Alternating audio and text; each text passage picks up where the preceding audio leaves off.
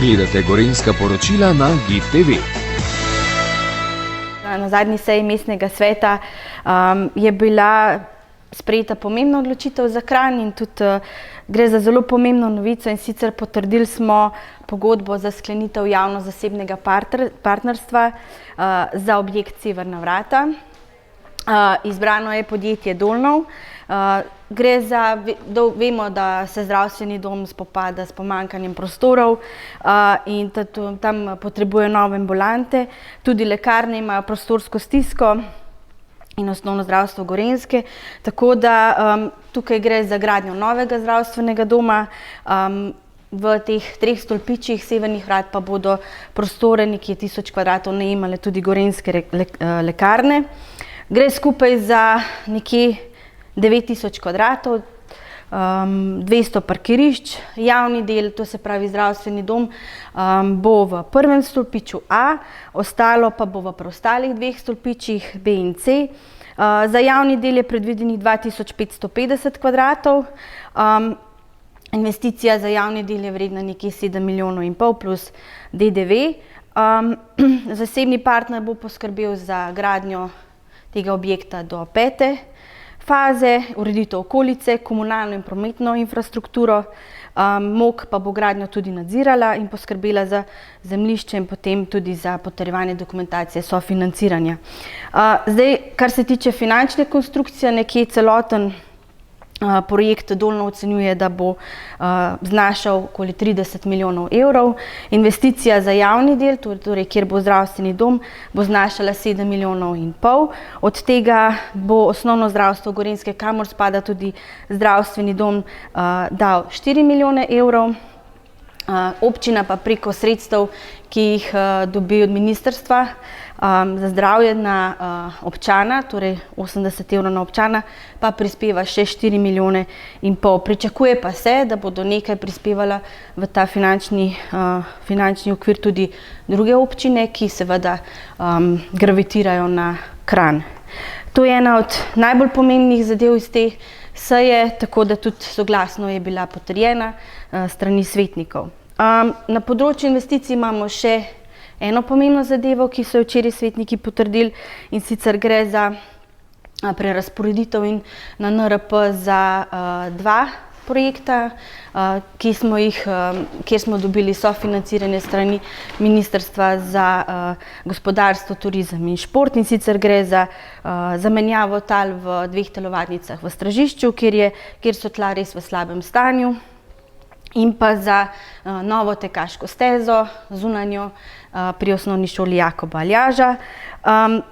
Pri telovadnici recimo v Stražišču imata tla že od leta 1959 in nekje investicija obnova bo stala 290 tisoč evrov, od države pričakujemo 100 tisoč evrov, medtem ko zunanje igrišče pri Jakoba Aljaža je tudi že zelo staro, v slabem stanju in niti ni primerno za neke športne aktivnosti boljše, tako da si jo preplastujemo zdaj s tartanom. Celotna investicija je vredna 150 tisoč evrov, od države pa pričakujemo 50 tisoč evrov sofinanciranja. Potem na seji smo nekoliko z spremembo odloka povišali turistično takso, do zdaj je bila 2 evra. Mi pa smo jo povišali na 2,5 evra. Je pa primerljiva cena z ostalimi občinami. Mi smo pravzaprav imeli do zdaj eno najnižjih turističnih taks. Mogoče je vredno še izpostaviti, da to začne veljati z 1. januarjem naslednje leto. Od te cene 2,5 evra gre 2 evra v proračun, pol evra pa slovenski turistični organizaciji po zakonu od leta 2019. Lani smo imeli mogoče še zanimiv podatek, 130 tisoč nočitev v Kranju, in to je v bistvu v kranjski proračun prineslo nekje 175 tisoč evrov. Na tokratni seji, na prejšnji niso, na tokratni seji pa so svetniki potrdili nove cene za odvajanje komunalne in padavinske odpadne vode, ki se povišuje za 10%. To pomeni, da povprečno gospodinjstvo bo za porabo nekje 16 kubičnih metrov vode, plačalo po novem 9,47 €. Še vedno pa je ta cena precej nižja od cene v Škofji Loki, Radovljici, Celju, Tržiču, Novem mestu, Velenju in tako naprej. Zelo zanimiva debata, tudi veliko je bilo v zvezi z poročilom akcijskega načrta zelene sheme slovenskega turizma za mestno občino Kranj, s čimer smo pravzaprav potrdili, da mestna občina Kranj ostaja zelena destinacija. Lani smo že prejeli znak platinasti znak zelene sheme slovenskega turizma, tudi nagrado Eden, Evropska destinacija odličnosti.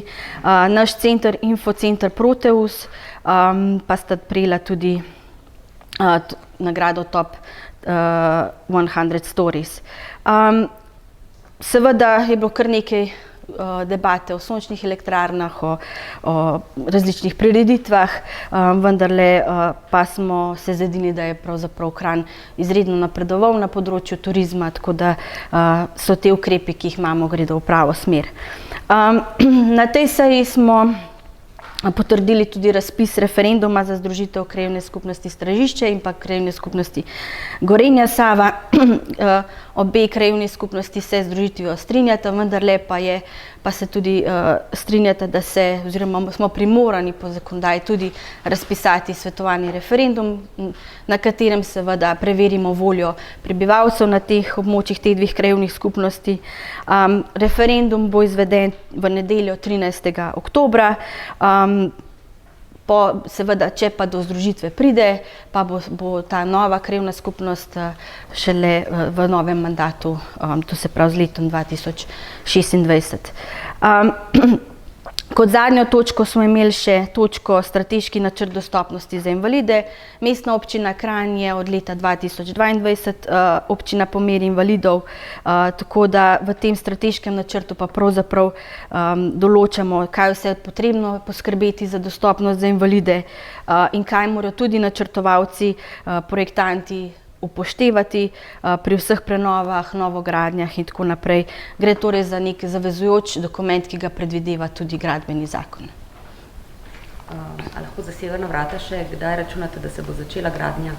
Investitor Dolnov ima v svoji časovnici, da bi z gradnjo pričel že v naslednjem letu. In končal potem? Nekje do konca leta 2026. To so sicer zelo optimistične napovedi, ampak mislim, da bo šlo po pridobitvi gradbenega dovoljenja verjetno tudi kar hitro. Dolnov zdaj gradi tukaj stanovanja, a ne? Tako je. Pravzaprav ta ekipa, ki gradi stanovanja, naj bi potem se preselila na to gradbišče. Je bil še kakšen drug interesent za Severna vrata?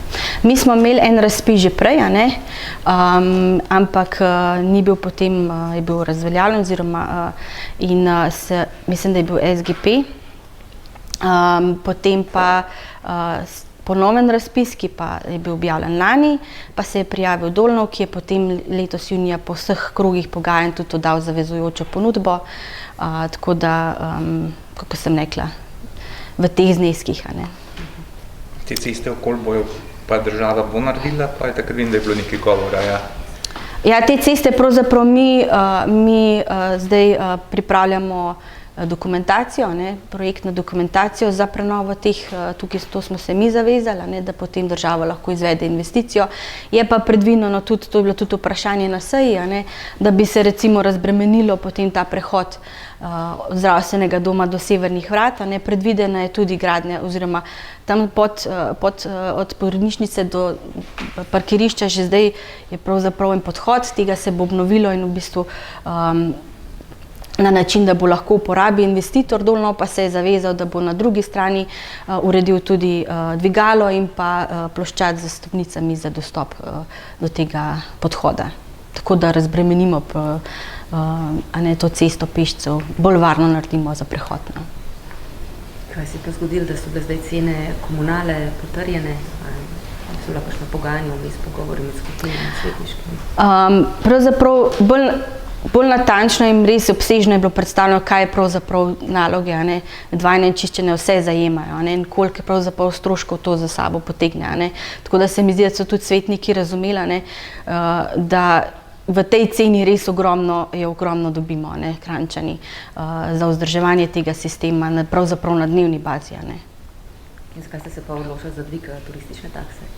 Za dvig turistične takse smo se dvignili, ker imamo tudi v Kranju vedno boljšo turistično ponudbo in tudi primerljivo z ostalimi občinami, a ne, smo imeli precej nižjo, a ne, tako da tukaj ta dvig niti ni zdaj višji kot pa v ostalih občinah, je primerljiv, a ne, tako da smo se za to dvignili. Je to vendarle nek prihodek v proračun, ki ga seveda potem lahko na odhodkovni strani zopet damo v vlaganje na to področje, a ne. Pa še enkrat, kdaj bo odprt ta most? Jutri. Ja, jutri, aha. Jutri. Zdaj poteka res finalna dela za riž črt na cestiščih, na cestišču Na srečo zdaj vreme nam služi zadnjih nekaj dni, tako da je bilo res mogoče končati še te zadnje asfaltacije, zaključna dela, barvanje črt, tako da.